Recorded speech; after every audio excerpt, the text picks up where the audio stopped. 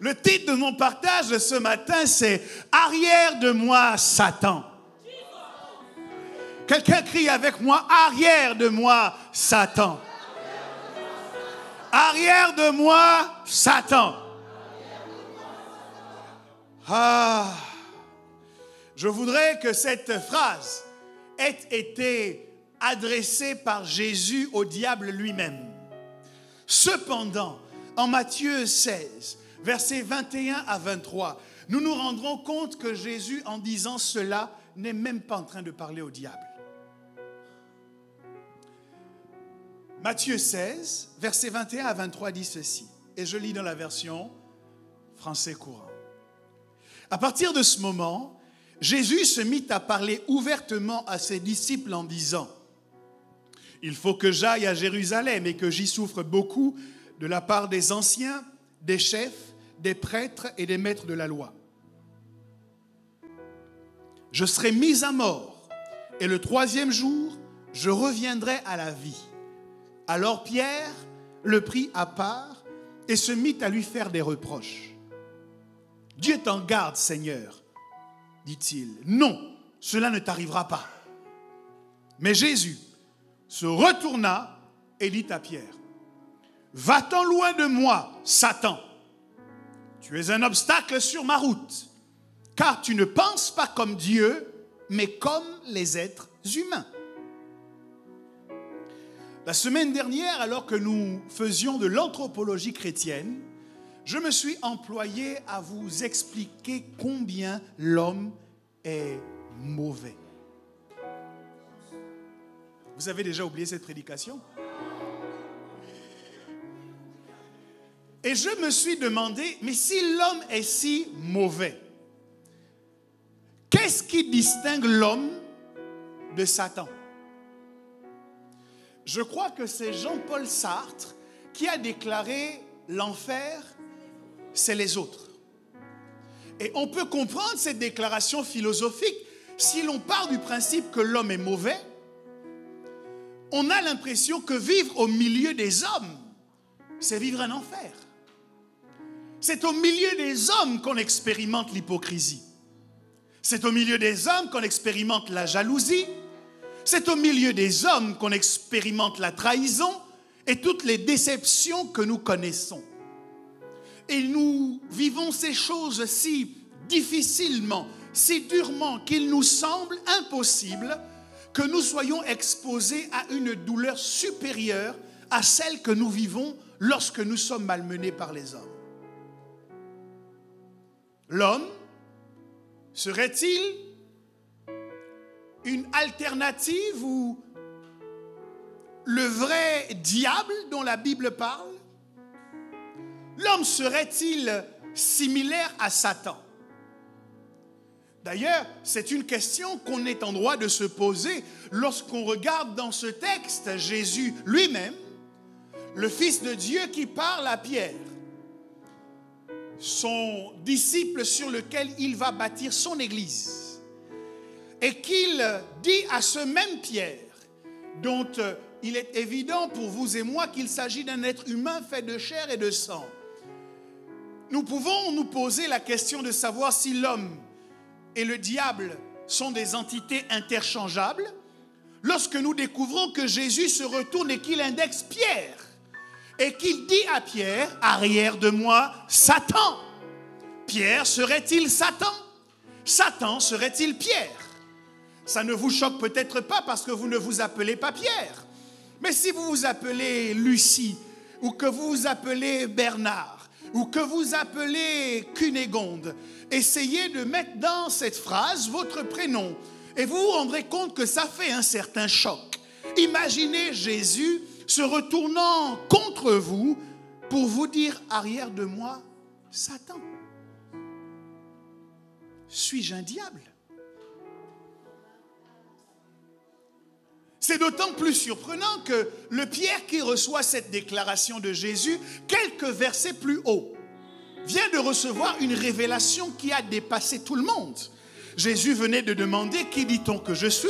Et alors que Jean, alors que Jacques, tous les autres se perdaient en conjectures, Pierre est monté au ciel et a reçu une révélation qu'il a captée de la part du Père. Et il a dit à Jésus, tu es le Messie, le Fils du Dieu vivant.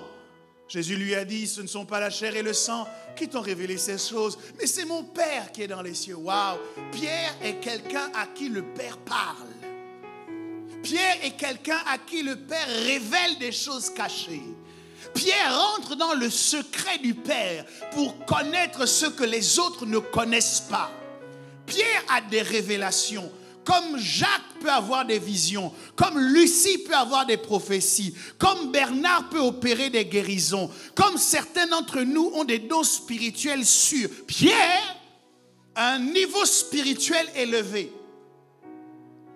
Mais quelques versets plus tard, le même Pierre qui a reçu une révélation du Père se trouve être indexé par le Fils comme s'il était le diable en personne.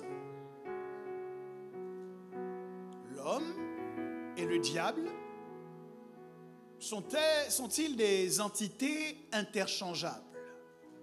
C'est important que ces questions soient posées au milieu de nous parce qu'il existe un certain nombre de faussetés qui circulent au sujet de Satan. Les gens qui ne connaissent pas bien leur Bible naviguent entre les deux extrêmes. La première extrémité au sujet du diable, c'est de supposer que le diable n'existe pas. Quelqu'un a dit que l'un des plus grands tours de passe-passe que l'ennemi ait réussi dans notre génération, dans cette époque moderne et post-moderne, c'est le fait de convaincre les gens de sa non-existence. Ainsi, lorsque vous parlez aux gens de Dieu et que vous leur parlez du diable, les gens n'arrivent pas tellement à se positionner parce qu'ils ont la certitude que ce sont des entités inventées par l'homme, que le diable ressemble un peu au croque-mitaine ou à ces monstres dont on menace les enfants pour qu'ils ne fassent pas trop de bêtises. Et ils sont certains que comme le croque-mitaine n'existe pas, comme le monstre dans l'armoire n'existe pas, Satan, le diable lui-même, n'existe que dans nos rêves. C'est la première extrémité. La deuxième extrémité, qui concerne toujours ceux qui ne lisent pas suffisamment leur Bible, j'insiste, c'est de voir le diable partout, dans tout. Avant de boire un verre d'eau, sors de ce verre d'eau. Avant de manger avec une fourchette, diable, je te chasse de cette fourchette. Avant d'utiliser une petite cuillère, que tout esprit impur attaché à cette cuillère qui veut m'empêcher de jouir de mon tiramisu soit démis de ses fonctions et de sa position à l'instant même. C'est de voir le diable partout. Tu arrives tous les jours au travail, on finit par te virer, tu dis ce diable ne mourra pas. Et ce diable s'interroge, qu'ai-je à voir avec cette histoire? Tu es méchant avec tout le monde, personne ne veut plus marcher avec toi. Et tu dis, le diable a jeté sur moi un voile. Il y a un voile d'envoûtement, il y a une odeur nauséabonde qu'on m'a jetée depuis le village. Ça n'a rien à voir avec le village, ni avec les ancêtres, ni avec les démons. Ça a à voir avec ton mauvais comportement. On navigue donc entre ces deux extrêmes et vous comprenez que se positionner de la mauvaise manière ou avoir les mauvaises informations au sujet du diable nous met dans la position où nous adoptons la mauvaise stratégie. Si nous pensons que le diable n'existe pas, nous vivrons comme dans un monde de bisounours. Et ce n'est pas parce que vous pensez que vous êtes dans un monde de bisounours que les gens autour de vous se transformeront en bisounours. Non, la déclaration, la pensée positive à ce sujet ne fonctionne pas. Ce n'est pas parce que vous considérez que vous êtes dans un monde idyllique que tout le monde se transformera en ange. Ce n'est pas parce que vous êtes convaincu que le diable n'existe pas que le diable vous laissera tranquille. La politique de l'autruche ne marche pas dans le monde spirituel, comme elle ne fonctionne pas avec les lois que Dieu a établies. Si vous êtes convaincu que la gravité n'est qu'une élucubration de certains scientifiques, il vous suffit de monter du haut d'une tour et de vous jeter en bas. Et vous vous rendrez compte que même sans votre foi, la gravité vous vous emmènera à vous cracher. Le diable n'a pas besoin de votre foi pour exister. Il existe. Avoir une mauvaise compréhension de qui il est nous positionne dans une situation où nos stratégies sont mauvaises. Parce que si nous voyons le diable partout, et surtout dans tous nos frères et dans toutes nos sœurs, elles et ils se transformeront en nos adversaires du quotidien. Et nous tournerons nos armes spirituelles contre nos frères. Nous prierons contre leur évolution. Leur mariage résonnera à nos oreilles comme une insulte. Leur évolution dans leur destinée, nous la percevrons comme une attaque parce que nous sommes certains qu'ils sont le diable incarné. Mais la Bible nous dit que nous n'avons pas à lutter contre la chair et contre le sang, mais contre les principautés, les princes de ce monde, les dominations, les puissances de l'air. Nous n'avons aucun ennemi qui soit fait de chair et de sang. Touche ton voisin de ma part. Si tu as pu le toucher, il ne peut pas être ton ennemi. Ah, tu ne m'as pas bien compris. Touche un autre voisin. C'est parce que je veux préserver ton anonymat et que je ne veux pas t'exposer, mais je t'aurais encouragé à aller toucher ce frère à qui tu ne parles plus. À aller toucher cette sœur qui a dit du mal de toi. Et je voulais que tu sois convaincu que si tu réussis à toucher cette personne, c'est qu'elle ne peut pas être ton ennemi. Parce que nous n'avons pas à lutter contre la chair et le sang, mais contre les principautés, les dominations, contre les puissances de l'air. Alors qu'est-ce qui donne l'impression que parfois notre frère devient notre adversaire? Qu'est-ce qui donne l'impression que notre sœur devient notre ennemi? C'est un peu comme ce qui s'est passé dans la situation de Pierre. Parfois, le diable réussit à manipuler un frère, à manipuler une sœur pour produire des œuvres dans notre vie qui nous emmènent à attaquer non pas le diable qui est derrière, mais le frère qui est devant. Non pas le diable qui est derrière, mais la sœur qui est devant. Mais si notre compréhension de qui est le diable et de comment il agit est claire, si nous n'avons plus d'ignorance au sujet de ses desseins, nous saurons discerner que mon frère n'a jamais fait ça. En temps normal, c'est quelqu'un qui reçoit des révélations. En temps normal, c'est quelqu'un qui sait qui je suis. En temps normal, c'est quelqu'un qui est aimant. En temps normal, c'est quelqu'un qui est bienveillant. Ce comportement-là ne lui ressemble pas. Arrière de moi, Satan, tu mets en scandale parce que tu ne penses pas comme Dieu, mais tu penses comme un homme. Peuple de Dieu, je veux vous encourager à dissocier les individus de l'esprit qui se substitue à eux et qui les manipule.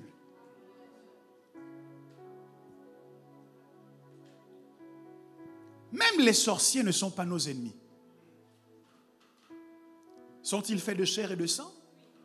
Nous n'avons pas à lutter contre eux. Un sorcier privé de sa connexion avec les esprits méchants avec lesquels il travaille est aussi inoffensif qu'un lion édenté.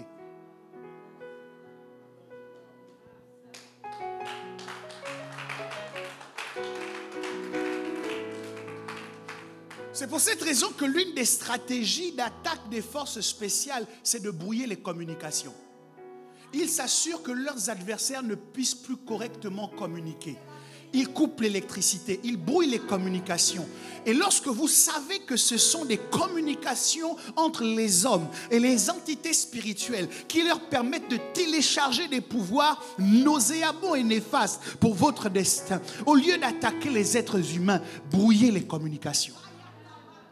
Attaquer la connectique, attaquer la connexion, procéder à des ruptures de canaux de communication afin que les informations ne circulent plus, afin que les puissances ne soient plus téléchargeables et que ceux qui vous faisaient du mal soient rendus purement inoffensifs. Bref, au sujet de cette histoire, il y a beaucoup de choses à dire. La première, c'est que Jésus explique à ses disciples ce qui va lui arriver bientôt. Et ce ne sont pas pour eux de bonnes nouvelles. Jésus va souffrir. Jésus, qui est leur héros, annonce qu'il va être mis à mort par les sacrificateurs, par les pharisiens, par tout le corps religieux de son époque. Et Pierre, entendant cela, va prendre Jésus à part et la Bible dit qu'il va lui faire des reproches. Je me suis arrêté un instant et je me suis demandé quel pouvoir et quel courage Pierre a-t-il eu de faire asseoir Jésus pour lui faire des reproches. Il y a parfois une folie qui visite les gens qui sont conduits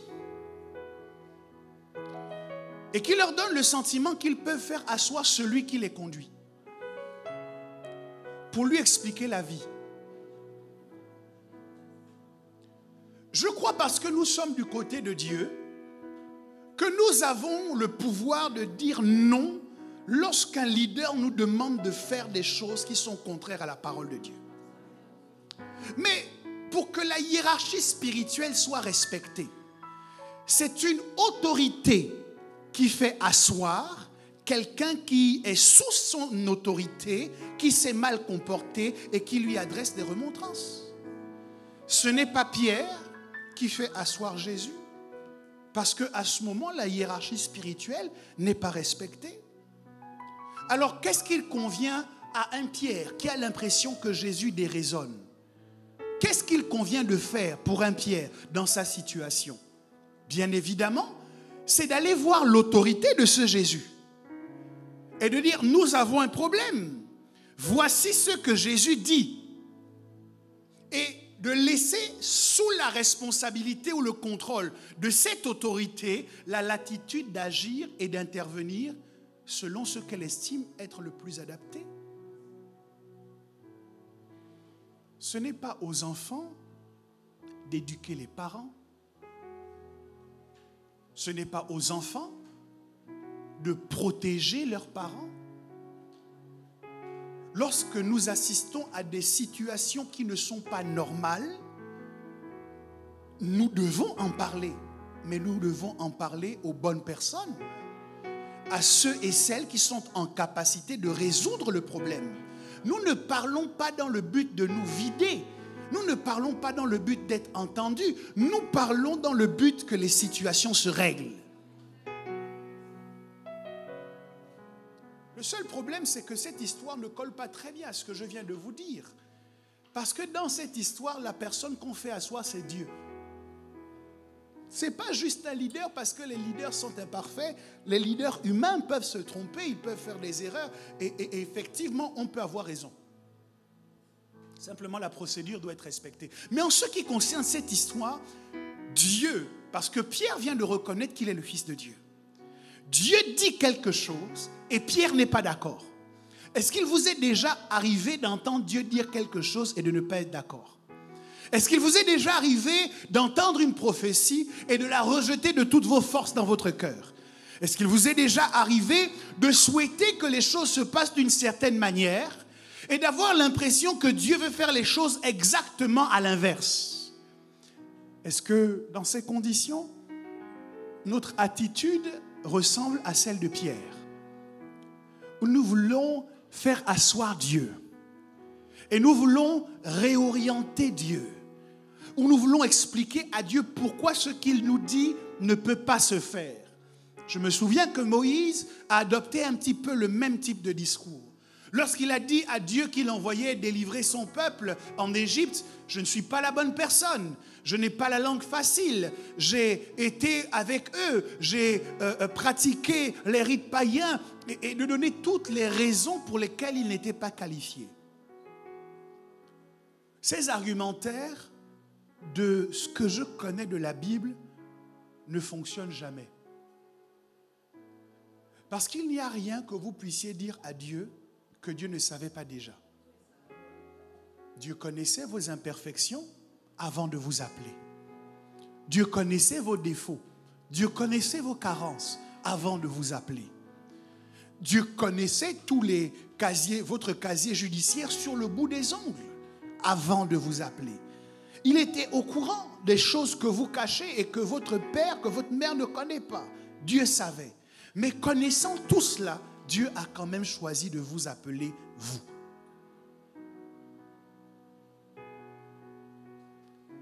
La responsabilité que nous avons Je ne sais pas comment vous le dire. Je ne sais pas comment vous le dire. C'est impossible d'être dirigé par un berger en qui on n'a pas confiance. Parce que le berger, parfois, nous emmène dans la vallée de l'ombre de la mort. Et si on ne lui fait pas confiance, on sera toujours en train de dire, mais pourquoi il va à gauche? Pourquoi il va à droite? Pourquoi il ne fait pas comme ci? Pourquoi il ne fait pas... C'est impossible. Vous savez, si vous n'avez pas confiance dans votre leader, changez de leader. Je le redis. Si vous n'avez pas confiance dans votre leader, changez. Cherchez un leader dans lequel vous aurez confiance. Je vais le dire autrement. Cherchez un leader que vous ignorerez suffisamment pour supposer qu'il est parfait. Allô? On dirait que vous vous êtes déconnecté. Je vous ai perdu. Est-ce que vous êtes là? Allô? Est-ce que vous êtes là? Ah, j'ai l'impression qu'il y a beaucoup de gens qui se posent des questions. Hein. Changez! Je le dis avec force. Changez! Je vous donnerai même une lettre de recommandation si c'est nécessaire. Changez! Mais ne prenez pas le risque de suivre un berger avec le doute et l'incrédulité dans votre cœur. Sinon, vous deviendrez comme Pierre. Le jour où le berger dit, il faut que je sois crucifié, à Dieu ne plaise. C'est la deuxième étape. Quand vous entendez la déclaration de Pierre, vous avez l'impression qu'il veut le bien de Jésus. Comment le berger est en train de nous dire qu'il va souffrir? Non, non, à Dieu ne plaise, cela ne t'arrivera pas. En fait, en essayant de lui éviter la douleur, il était en train de l'inviter à sortir de son destin. Donc, il y a des gens qui vous donnent l'impression de vouloir votre bien, mais qui vous font sortir de votre destin. Ils vous donnent l'impression de vouloir votre bien parce qu'ils vous cajolent. Parce qu'ils sont toujours là pour éviter que vous fassiez mal. Ils sont toujours là pour... Quand on veut vous frapper, ils m'évitent le dos pour dire non, ne le touchez pas. Dès qu'on veut faire quelque chose, Pierre a sorti son épée pour couper l'oreille du serviteur, du sacrificateur, quand on est venu arrêter Jésus. Mais laissez-moi vous dire que Jésus est venu sur la terre pour être arrêté. Jésus est venu sur la terre pour être insulté. Jésus est venu sur la terre pour être flagellé, pour être crucifié, être mis à mort et ensuite ressuscité. Éviter à Jésus les insultes, c'est éviter à Jésus d'accomplir sa mission. Éviter à Jésus la souffrance, c'est l'empêcher d'accomplir sa mission. Éviter à Jésus la croix, c'est l'empêcher d'accomplir sa mission. Je dis, tu dois faire attention à ceux qui font tout pour que tu ne souffres jamais. J'ai découvert qu'il y a des choses qu'on n'apprend que dans la souffrance. La Bible dit au sujet de Jésus, il a appris l'obéissance par les choses qu'il a souffertes. Si vous n'avez jamais rien souffert, vous n'avez pas appris l'obéissance. Si vous n'avez jamais rien subi, vous n'avez pas appris l'obéissance. Il a appris l'obéissance par les choses qu'il a souffert. Donc, la souffrance fait partie de la formation des enfants de Dieu. Et Pierre veut se substituer à Dieu pour dire à Jésus, non, cela ne doit pas t'arriver. Cette prophétie est trop difficile. On va prier pour que ça n'arrive pas. Non, avant de prier pour que ça n'arrive pas, assure-toi que ce n'est pas ce que Dieu veut. Parce que tu risques de changer ce que Dieu veut pour le remplacer par ce que tu veux. Et quand tu es dans ce que tu veux, Dieu n'est plus concerné. Quand je marche dans la vallée de l'ombre de la mort, je ne crains aucun mal, car tu es avec moi. Ça ne veut pas dire que je ne marcherai pas dans la vallée de l'ombre de la mort, mais je suis rassuré, parce que quel que soit le lieu où je vais, Dieu est là. Je peux dire à quelqu'un que Dieu est là. Dieu ne t'a jamais dit que tu ne souffrirais pas. Dieu ne t'a jamais fait la promesse que tout irait bien et que jamais tu n'aurais de problème. Il t'a fait la promesse qu'il serait avec toi. Donc quand les tempêtes se lèvent, tu peux porter plainte à Dieu si Dieu n'est pas là. Ils étaient dans la barque, le maître dormait, mais il était là. Alors,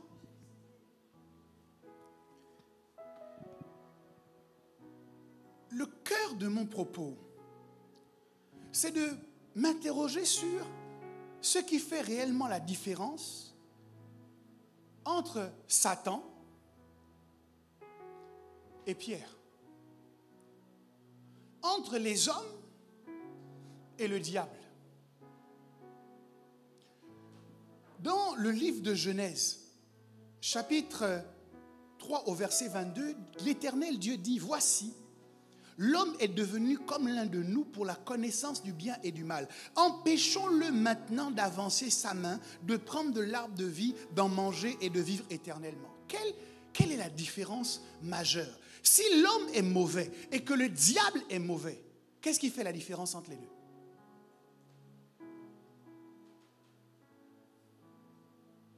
Question à 1000 points.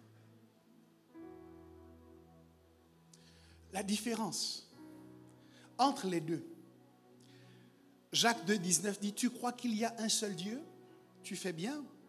Les démons le croient aussi et ils tremblent. » La différence entre l'homme et le diable, c'est que lorsque Satan a péché, il a péché dans l'éternité. Ce n'était pas dans un espace-temps donné. C'était dans un endroit où le temps n'existe pas. Et donc, les choses qui se font dans l'éternité sont des choses éternelles. Est-ce que vous me suivez? Lorsque le diable se révolte contre Dieu, il ne le fait pas sur la terre, il le fait dans le ciel. Et à partir de ce moment, son état à lui et à tous les anges qui vont le suivre, leur état est figé pour toujours. Mais en ce qui concerne l'homme, Dieu a choisi, et gloire soit rendue à Dieu, parce que je me suis souvent demandé pourquoi Dieu a créé le temps. Pourquoi il y a le passé? Pourquoi il y a le présent? Pourquoi il y a le futur? C'est parce que le Pierre qui a reçu la révélation dans le passé peut dans le présent devenir le Pierre qu'on appelle Satan. Mais dans le futur, il peut devenir la colonne de l'église primitive. Dieu, avant de créer l'homme, a créé tout un système pour que l'homme puisse s'épanouir. Il a planté un jardin avec des arbres qui devaient pouvoir nourrir l'homme. Il a créé des animaux, il a créé toutes sortes de choses pour le plaisir de l'homme, pour l'autorité de l'homme. Puisque l'homme a été créé pour dominer sur toute la création, il fallait une création sur laquelle il puisse dominer. Tout ce que Dieu crée, il le crée pour l'homme. Quand Dieu crée le soleil, il le crée pour toi et moi. Quand Dieu crée les astres, il les crée pour toi et moi. Quand Dieu crée le temps, il le crée pour nous. Il dit, avant de créer l'homme, je dois créer un système dans lequel l'homme puisse avoir quelque chose que le diable n'a jamais eu. Ce n'est pas seulement la ressemblance à Dieu. Je vais créer un système dans lequel l'homme aura quelque chose que même les anges n'ont jamais eu. Quel est le pouvoir majeur de l'homme? C'est le pouvoir de changer. La Bible dit au sujet de Dieu, il est le même hier, aujourd'hui et éternellement. Et ça fait ses affaires parce que Dieu est parfait. Mais l'homme, mauvais depuis sa jeunesse, doit être placé dans un système où la méchanceté n'est pas la seule chose qu'il expérimentera dans sa vie. L'homme doit être placé dans un système où on peut parler de « j'étais »,« je suis »,« je serai ».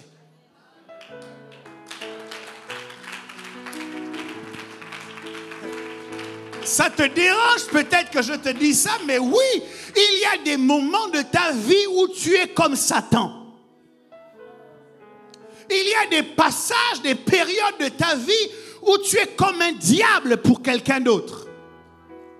Tu sais, c'est bien souvent de prier en disant « Seigneur, mes ennemis, Seigneur, mes ennemis ». Mais il ne faut jamais oublier que souvent, toi, tu te comportes toi-même comme l'ennemi de quelqu'un d'autre. Si tu sais prier « Seigneur, mes ennemis », lui aussi priera « Seigneur, mes ennemis ». Et quand Dieu regarde, il y a 2 ennemis sur la terre, il doit venir arbitrer entre vous deux. Seigneur, le feu sur mes ennemis. Seigneur, le feu sur mes ennemis. Seigneur, je renvoie le feu. Seigneur, retour à l'envoyeur. Et donc, quand... Tu comprends, quand Jésus arrive, Jésus dit, je suis venu jeter un feu sur la terre, mais qu'ai-je à faire s'il est déjà allumé?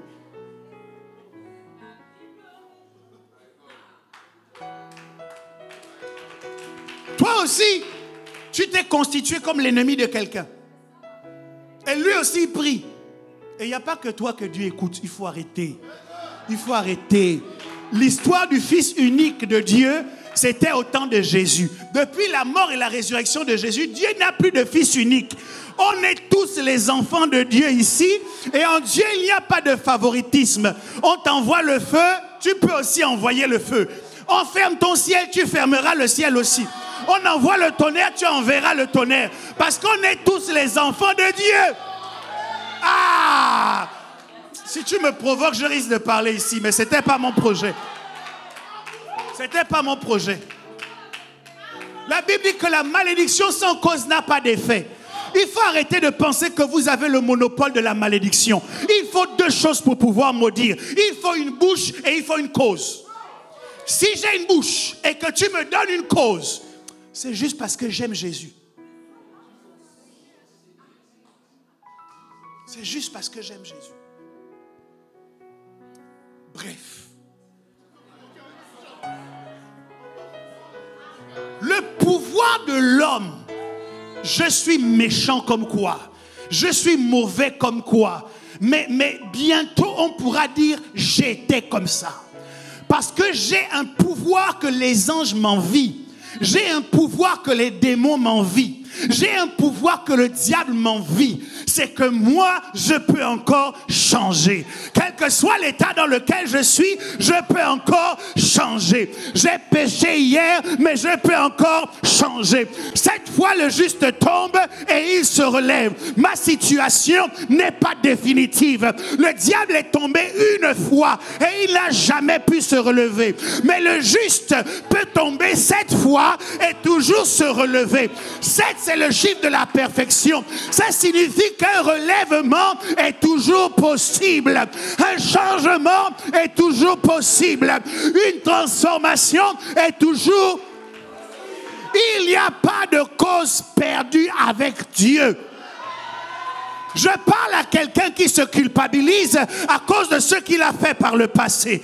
Et il y a le diable qui l'accuse. Et il y a les hommes qui l'accusent. Et il y a les gens qui disent du mal de lui ou d'elle. Mais il faut que tu saches ce que dit la parole. Tu n'es pas un démon. Tu n'es pas un diable. Là où le diable ne peut pas changer, toi tu vas changer. Là où les démons ne peuvent pas changer. La Bible dit, tu crois que Dieu existe? Oui, tu fais bien. Les démons le croient aussi. La seule chose qu'il peut faire, c'est trembler.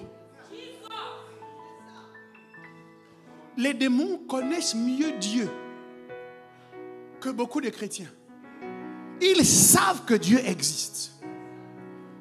Comment tu peux savoir qu'un Dieu omnipotent, omniscient, tout capable existe et continuer à être en révolte contre lui de façon logique? Comment tu peux continuer à être en rébellion contre un Dieu dont tu sais qu'il ne perdra jamais, qu'il gagnera toujours? Ce n'est pas logique. Si les anges réfléchissent, et je pense qu'ils réfléchissent, les anges devraient se repentir. Les anges devraient repartir vers Dieu en disant, mon Père, j'ai péché contre le ciel et contre toi. Avec Satan, le diable qui nous a fait beaucoup de promesses là, on souffre trop. Reprends-nous simplement. On redevient tes anges. Le seul problème, c'est que malgré leur intelligence, malgré leur réflexion, ils n'ont pas la capacité de changer. La seule chose, c'est qu'ils tremblent. Ils voient le jugement dernier arriver Comme un automobiliste qui est en train de foncer contre un mur et qui ne peut pas s'empêcher d'aller, d'accélérer toujours plus vers ce mur. Il sait qu'il y aura collision, il sait qu'il y aura destruction, mais il ne peut pas s'arrêter. Tu comprends pourquoi le diable te déteste? Tu comprends pourquoi le diable te hait? Lorsque le diable est tombé, Dieu n'est pas descendu. Mais quand l'homme est tombé dans le jardin, Dieu est venu le chercher. Adam, Adam, tu es où? Or, Dieu ne s'investit jamais dans des causes qui sont totalement perdues. Si Dieu est descendu, c'est parce qu'il savait que ce qui est perdu en Adam peut être retrouvé. Ce que tu as perdu sera retrouvé. Ce que tu as laissé sera récupéré. Ce que tu as abandonné, qui faisait partie de ton héritage, te reviendra. Parce que Dieu t'a mis dans un système. Je peux changer. Quelqu'un dit avec moi, je peux changer. Quelqu'un dit avec moi, je peux changer. Tu as peut-être la doc sur moi, mais je peux changer. Je ne parle pas de me défendre, je ne parle pas de me justifier. Même si je suis coupable, n'oublie pas que je peux changer. Lorsque vous regardez les biographies des gens qui ont changé le monde, qui ont changé l'histoire, ce n'étaient pas des gens parfaits. Ils avaient des casseroles, mais je peux. Tes casseroles et tes cadavres dans le placard n'impressionnent pas Dieu. Il voit même dans le placard le plus profond. Et s'il s'investit encore en toi, c'est parce qu'il sait que tu peux changer.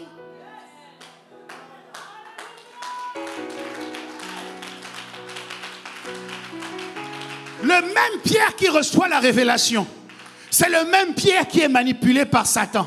Mais c'est aussi le même Pierre qui renie Jésus. Le même Pierre qui dit à Jésus, je t'aime. Le même Pierre qui devient une colonne de l'église.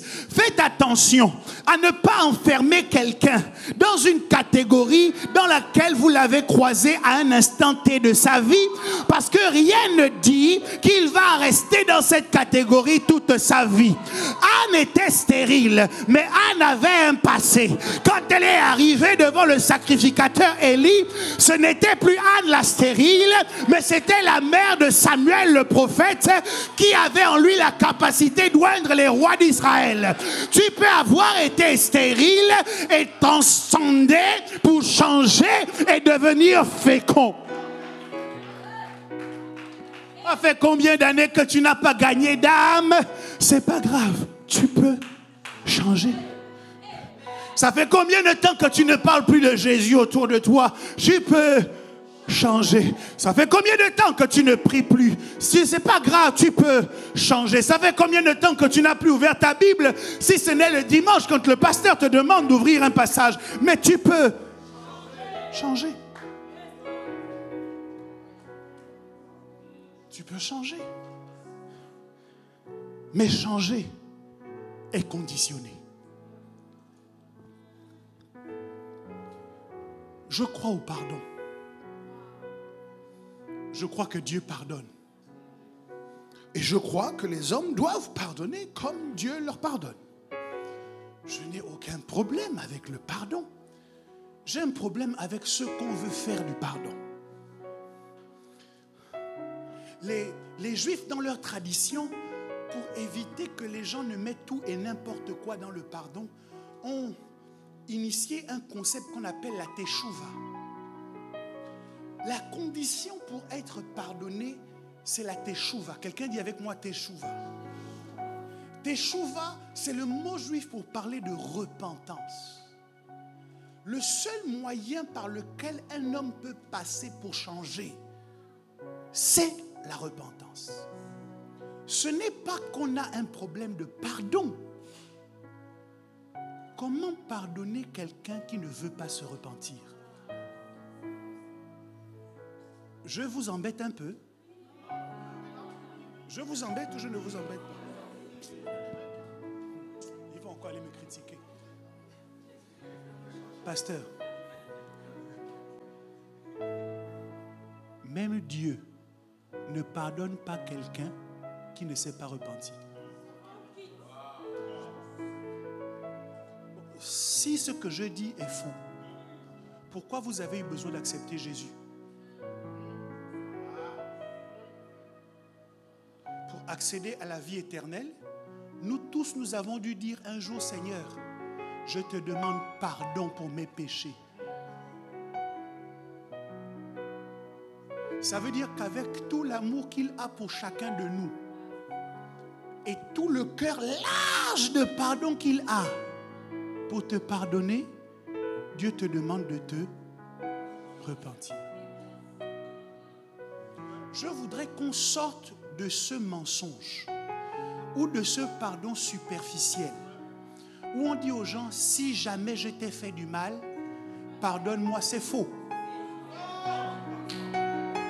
Je ne te pardonne pas. Ou alors, puisque je ne veux pas avoir de cas de conscience avec Dieu, moi je te pardonne, mais Dieu va continuer à te considérer comme coupable. Ce n'est pas si tu m'as fait du mal.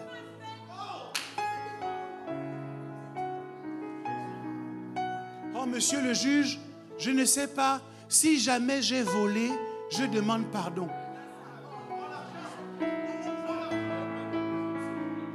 Monsieur le juge, vraiment, si jamais j'ai tué, je demande pardon. Non.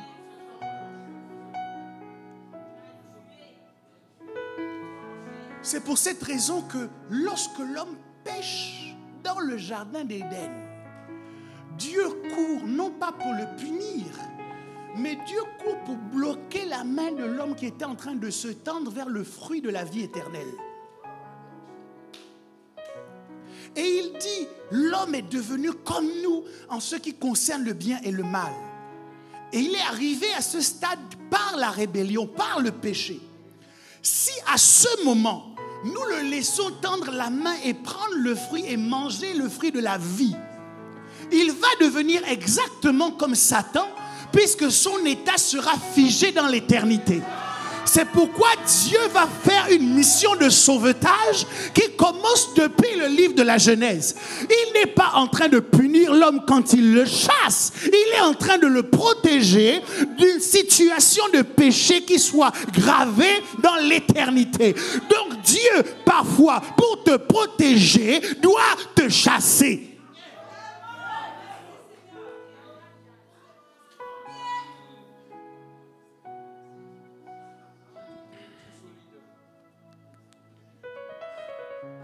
Tu ne comprends pas comment Dieu agit avec toi. C'est ça le problème. Tu es prompt à te plaindre dès que les choses ne fonctionnent pas comme tu veux. Et Dieu te dit, arrête de te comporter comme un obstacle. Arrête de te comporter comme un ennemi. C'est ce que Pierre a fait lorsqu'il a laissé des pensées humaines prendre le pas. Jésus lui a dit, tu mets en obstacle. Ça veut dire que tu m'empêches d'aller là où je dois aller. Et Dieu parle à quelqu'un en disant, arrête de m'empêcher d'aller là où je dois aller avec toi.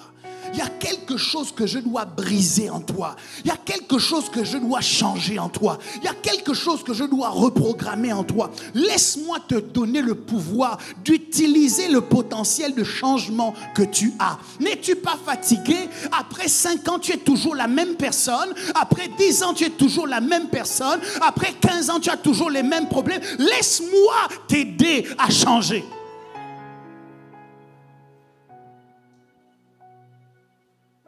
On ne pardonne pas n'importe comment.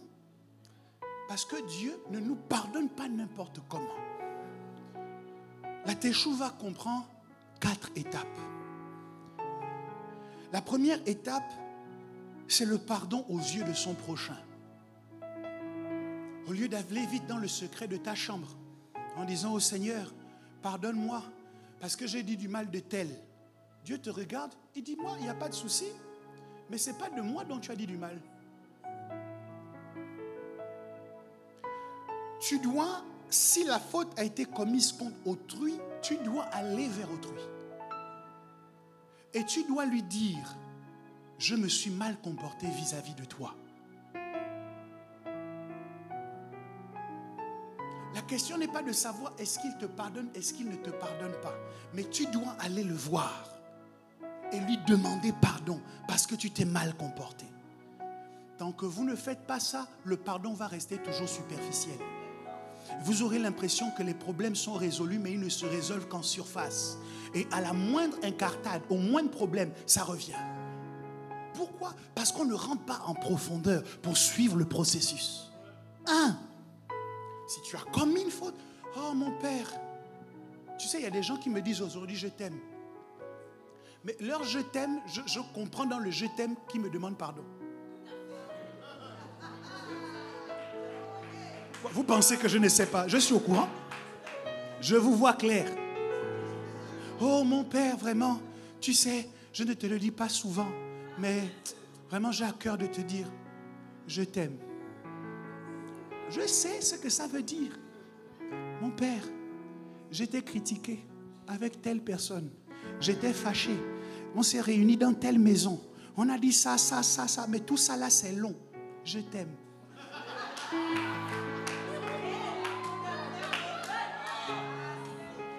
Mais comme je t'aime aussi, je réponds, je t'aime. Sauf que demain, tu vas refaire la même chose.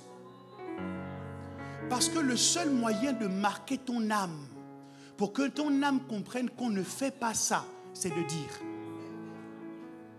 Tant que vous n'aurez pas confessé, la Bible dit que celui qui avoue ses transgressions et qui les délaisse obtient miséricorde, mais celui qui les cache ne prospère point. Tu ne prospères pas parce que tu caches. Je parle de moi, mais vous savez ce que vous vous êtes fait entre vous. Plutôt que vous pouvez nous éviter que chaque fois qu'on demande au Saint-Esprit quoi vous dire, le Saint-Esprit nous dit, dis-leur qu'il faut se pardonner. C'est-à-dire au ciel, c'est comme s'il n'y a pas de réactualisation. Seigneur, je vais dire quoi? Pardon. Seigneur, je vais prêcher quoi? Pardonnez-vous les uns les autres.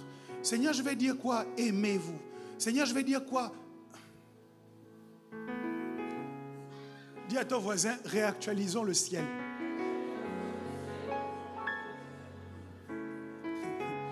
La deuxième étape, après avoir demandé pardon, c'est la confession. Parce qu'on peut demander pardon sans dire pourquoi on demande pardon. Ah mon frère, vraiment je n'ai pas les mots, mais je veux seulement te demander pardon. Non. Dis à ton voisin non. Pourquoi? Parce que quand il fallait mal parler de moi, tu avais les mots. Quand il fallait me critiquer, tu avais les mots. Quand tu avais les rumeurs, tu avais les mots. Quand il y avait des ragots à transférer dans l'église, tu avais les mots. Ton forfait téléphonique ne suffisait même pas à tous les mots que tu avais à dire à mon sujet. Donc pour me demander pardon, mon frère, trouve les mots.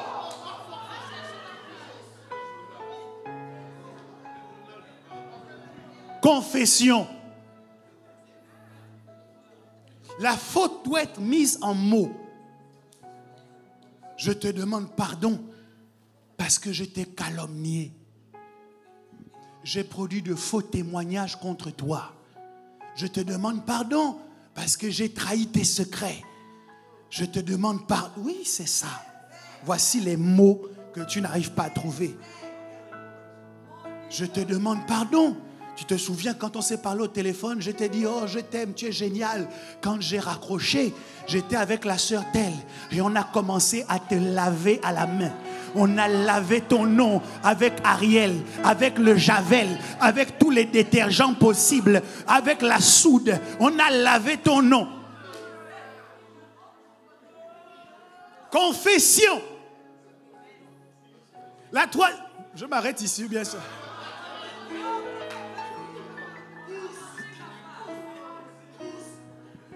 Ça te concerne. Tu regardes ton voisin, mais c'est de toi que je parle.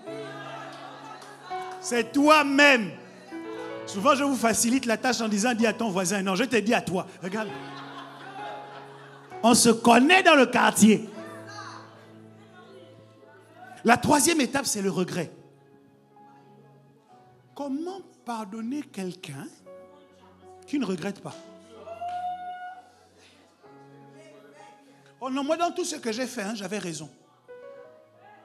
Moi, dans tout ce que j'ai fait, c'est normal. Moi, dans tout ce que j'ai fait, il fallait le faire. Moi, dans tout...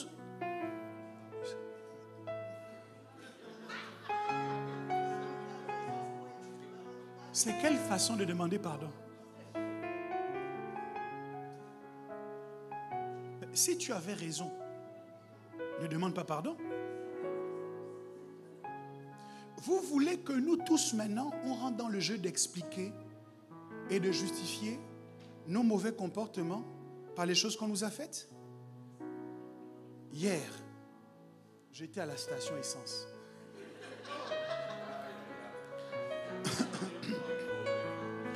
Je suis rentré dans la station.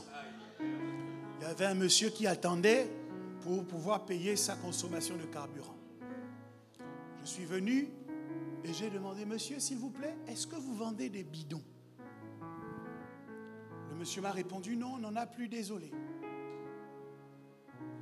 Et je vois celui qui attendait pour payer sa consommation de carburant qui fait.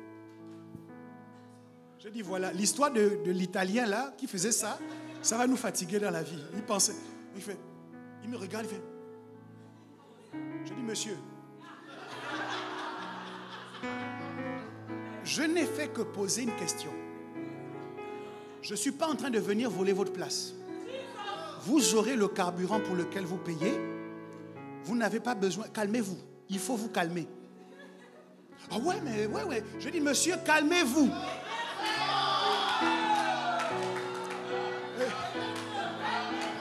Je l'ai laissé. Je m'apprête à partir, je l'entends encore parler, je suis à la porte. Un cœur m'a dit...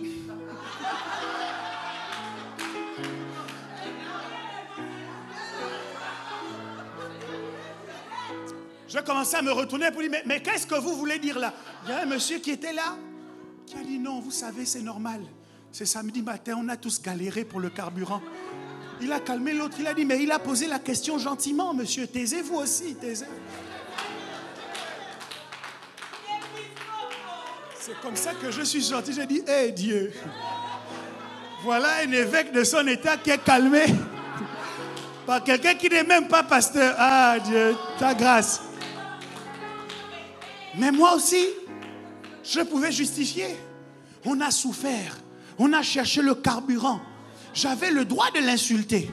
On a souffert, on a fait la queue pendant 2 heures. La police est venue fermer juste avant ta voiture. J'avais le droit. D'ailleurs, quand je l'ai vu gringaler, une balayette. Faut pas faire ça, c'est pas bien. Mais j'essaie de vous dire que si nous rentrons dans ça, nous tous, on va trouver des raisons. J'aurai une bonne raison de dire du mal de toi. J'aurai une bonne raison de te critiquer. J'aurai une bonne raison de mal te parler. J'aurai une bonne raison de me mettre en colère. J'aurai une bonne raison de... Sauf que toutes ces bonnes raisons-là d'avoir un mauvais comportement sont en fait de mauvaises raisons.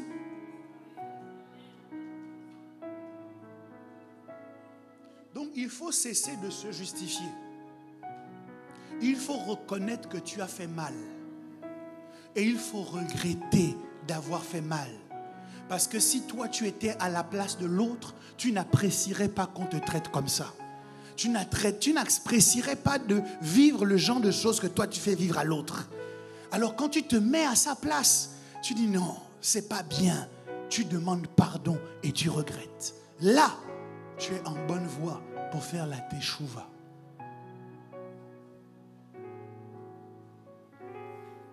La dernière étape, parce qu'il y a des gens qui regrettent. Quand vous les voyez, ils pleurent amèrement, à chaudes larmes. La mort vous sort du nez. Ils peuvent se rouler au sol. Je ne sais pas ce qui m'a pris. C'est pas ça qui m'intéresse. La dernière étape, c'est l'engagement pour le présent et le futur de ne plus jamais faire ce que tu as fait. Voici comment on construit un pardon biblique. Voilà comment on construit un pardon en profondeur qui permet la restauration de la relation. il ne peut pas y avoir. Comment veux-tu que ta relation avec moi soit restaurée si tu ne regrettes pas ce que tu as fait? Ça veut dire que tu vas refaire?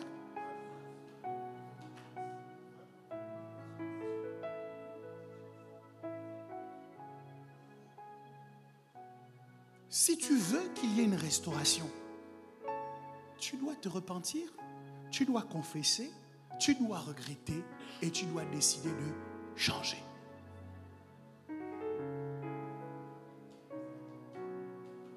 Alléluia.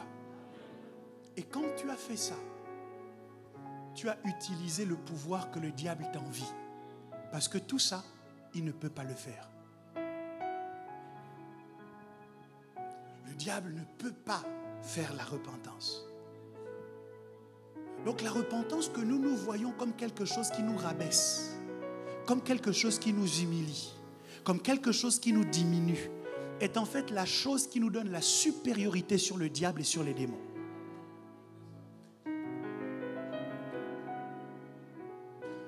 Des anges, des fils de Dieu, virent que les filles des hommes étaient belles, et ils descendirent et ils en prirent pour femmes.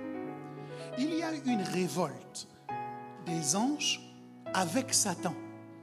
Mais ensuite, il y a eu une déchéance angélique qui est une autre étape. Lorsque certains anges ont déserté le ciel pour venir épouser les filles des hommes. Mais ni les anges qui ont suivi Satan, ni les anges qui sont venus sur la terre et qui ont abandonné leur demeure, aucun d'eux n'a jamais pu faire machine arrière.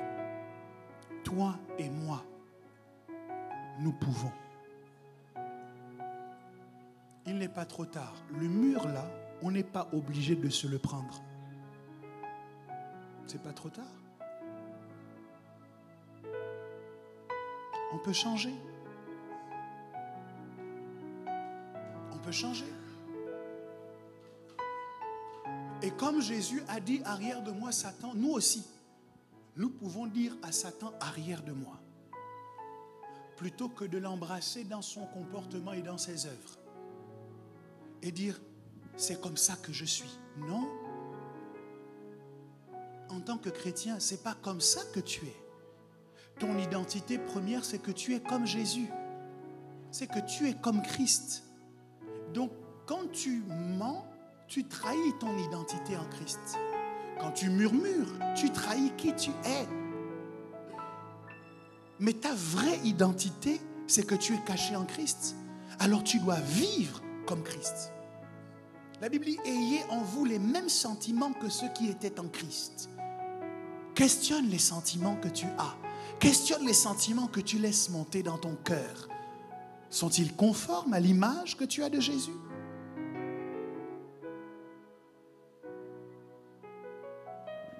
Satan existe.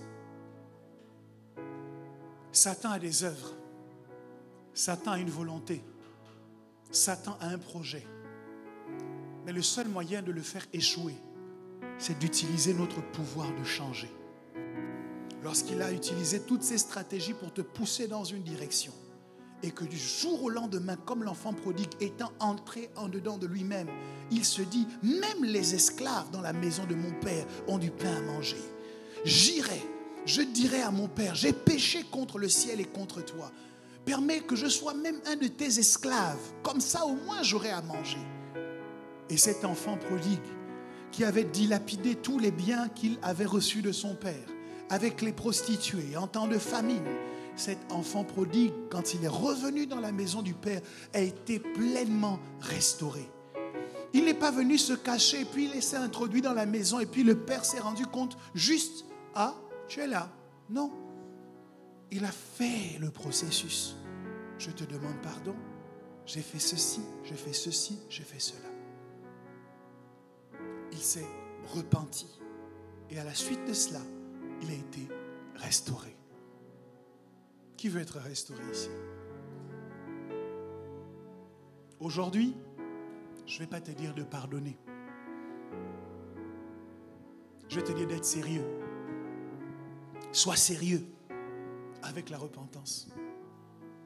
Sois sérieux avec le processus. Parce que sinon, tout ce que tu fais là, c'est du cinéma.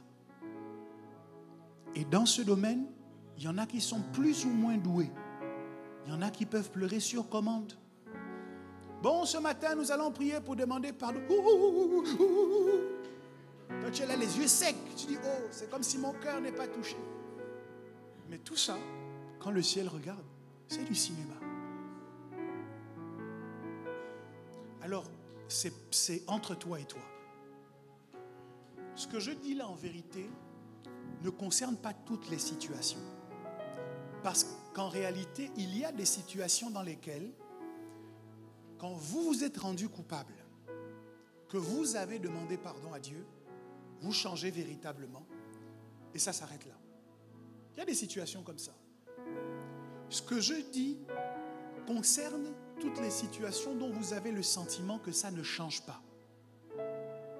Vous avez demandé pardon dans le secret de votre chambre, mais vous vous retrouvez toujours dans la même situation. Ça veut dire qu'il faut aller plus en profondeur dans le pardon. Il y a des éraflures qui sont superficielles sur la peau que vous soignez seulement avec un sparadrap après avoir désinfecté.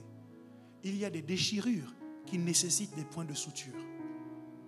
Certaines des blessures que vous avez nécessitent des points de suture. Ça peut changer, mais il faut faire le processus. Maintenant, je m'interroge, est-ce que vous voudrez faire le processus? Ou est-ce que la fierté, l'orgueil, l'ambition de conserver une certaine contenance vous empêchera de le faire? Il y a une chose que vous ne pourrez pas me reprocher dans cette église. C'est que quand le Saint-Esprit me convainc que j'ai mal fait, je sais venir vous trouver et je vous demande pardon. Je ne le fais pas uniquement pour moi, je le fais également pour vous. Si moi qui suis votre berger, que vous appelez Père, je suis en capacité, quand j'ai mal fait, de reconnaître que j'ai mal fait et de vous demander pardon publiquement. À combien plus forte raison chacun de vous? Quelle contenance, quelle image. Le type de contenance et d'image qui va vous emmener en enfer. Le type de contenance et d'image qui nous maintient enchaînés par le diable, chrétiens, mais impossible de vivre la vie Zoé. Non. Je préfère ne pas garder ma contenance et vivre mieux. Je préfère ne pas avoir ce poids sur ma conscience. Et puis si après que je t'ai demandé pardon, tu me vois mal, ça ne change rien à qui je suis. Parce que de toi et de moi, celui qui a agi selon la Bible, c'est moi. Et dans cette église, la Bible gagnera toujours. Ça prendra le temps que ça prendra. Peut-être pas dans l'immédiat, peut-être pas dans les 5 jours, mais la Bible gagnera toujours. Parce que Providence est fondée sur la parole de Dieu.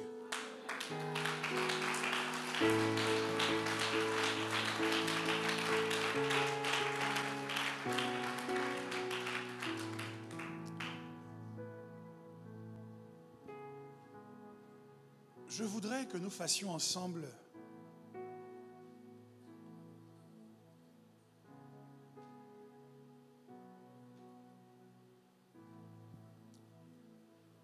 j'ai failli dire cette prière, mais je ne vais pas prier avec vous. Je vais vous laisser réfléchir aux choses qui nécessitent réparation. Lorsque Zachée a reçu Jésus, il a dit, si jamais j'ai escroqué quelqu'un, je lui rends le quadruple. Parfois, lorsque vous avez blessé quelqu'un, vous devez non seulement lui demander pardon, mais aussi chercher à réparer. C'est les différentes étapes. Là, c'est l'opération chirurgicale. La personne a été blessée parce qu'elle t'a prêté 1 000 €, tu ne lui as jamais rendu. Et chaque fois qu'elle t'a appelé, ton téléphone était fermé. tu l'as transformé en mendiant de son propre argent. Tu vas aller demander pardon. C'est bien, rends l'argent. Amen. Quelqu'un dit rends l'argent. Elle est venue me trouver un jour dans mon bureau, pasteur. Moi, cette sœur-là, je l'ai connue ici dans cette église. Elle dit, tu l'as connue dans cette église. Moi, je t'ai dit d'avoir des problèmes d'argent avec les gens de l'église. Je t'ai dit de faire les tontines à l'église. Tu as mis l'argent dans la tontine, on a bouffé. Bien fait. Mais ça ne changera ni ton engagement à l'église, ni ta fidélité dans la dîme et dans les offrandes. Parce que vous êtes forts pour les tontines.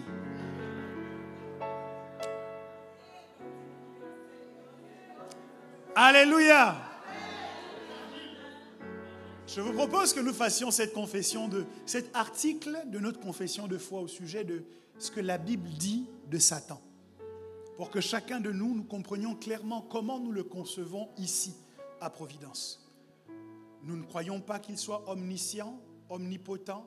Nous ne croyons pas qu'il soit l'alter ego de Dieu, comme cela est conçu dans certaines croyances et dans certaines philosophies. Nous croyons un certain nombre de choses, et si on peut le projeter sur l'écran, nous allons nous tenir sur nos deux pieds et nous allons ensemble faire cette déclaration. À 3, 1, 2 et 3. Nous croyons que Satan est l'instigateur du mal, qu'il est un être spirituel véritable et non simplement la personnification du mal.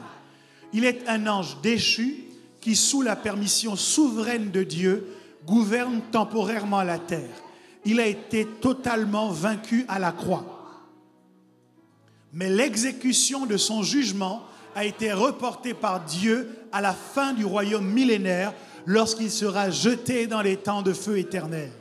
En attendant, il trompe le monde et cherche à établir sur la terre son royaume qui est une contrefaçon du royaume de Dieu. Pour discréditer et blasphémer Dieu et pour tenter, accuser, attaquer et détruire les croyants. Les croyants peuvent lui résister par la foi en comptant sur la puissance du Saint-Esprit. Acclamons le Seigneur.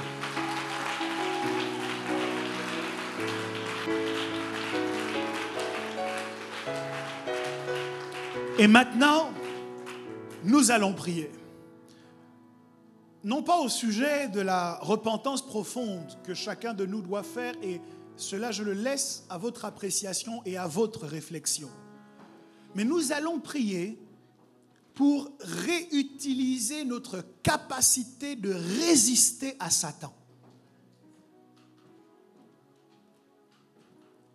Nous pouvons dire à Satan, arrière de moi. Si parmi toute la création, le diable a pu utiliser le serpent, c'est que le serpent a accepté d'être utilisé par lui. Mais toi et moi, nous devons refuser de nous laisser utiliser par le diable pour détruire la vie de quelqu'un ou pour commettre l'irréparable dans le destin d'une personne ou pour constituer des obstacles à l'avancement de l'œuvre de Dieu. Nous pouvons lui résister. Est-ce que quelqu'un le croit? Alors j'aimerais que tu pries en disant, je résiste au diable. Non pas par ma force, mais par la force que Dieu communique. Par la foi, par le Saint-Esprit, par les armes spirituelles du croyant, je lui résiste. Élevons nos voix et prions.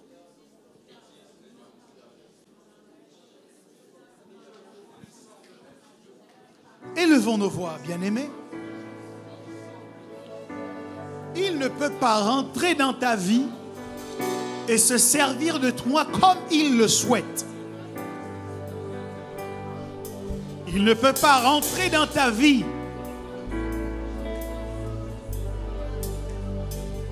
et t'utiliser pour ses projets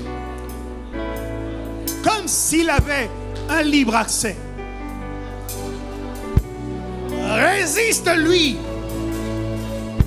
Résiste-lui avec force. Résiste-lui avec détermination,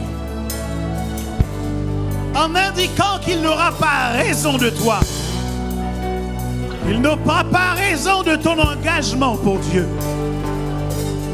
Diable, s'il y a quelqu'un que tu as pensé pouvoir utiliser librement dans cette maison, ce matin, au nom de Jésus, je te réprime. Je dis arrière de lui. Je dis arrière d'elle. Les providers sont sous la protection de Jésus. Ils appartiennent à Jésus. Ils sont utilisés par Jésus, pour la cause de Jésus, pour les intérêts de Jésus, pour l'avancement du royaume de Jésus. Diable, je t'interdis d'utiliser qui que ce soit dans cette vision, dans cette église, pour semer la zizanie, pour semer la division, pour semer la destruction. Diable, je te révoque. Diable, je te réprime. Je sais que tu es une personne. Je sais que tu écoutes. Je sais que tu entends. Alors tu entends l'ordre que je te donne. Au nom de Jésus, lâche prise. Au nom de Jésus, je te résiste. Au nom de Jésus, Providence te résiste. La résistance s'organise. La résistance s'organise. Nous disons non à la cohabitation. Non à la cohabitation avec les œuvres infructueuses des ténèbres. Nous disons non à l'ennemi. Non. Résistance. Résistance. Résistance. Ça ne passera pas par toi. Ça ne passera pas par toi. Ça ne passera pas par toi. Ça ne passera pas par toi. Nous résistons à l'ennemi. Nous résistons à l'ennemi. Nous résistons à l'ennemi. Il ne se servira pas de ta bouche. Il ne se servira pas de tes pensées. Il ne te servira pas de tes réseaux relationnels pour diffuser ces odeurs nauséabondes, pour diffuser ces pensées méchantes, pour diffuser ces pensées de zizanie, de division et de destruction. Il ne se servira pas de toi. Dans le nom de Jésus. Dans le nom de Jésus.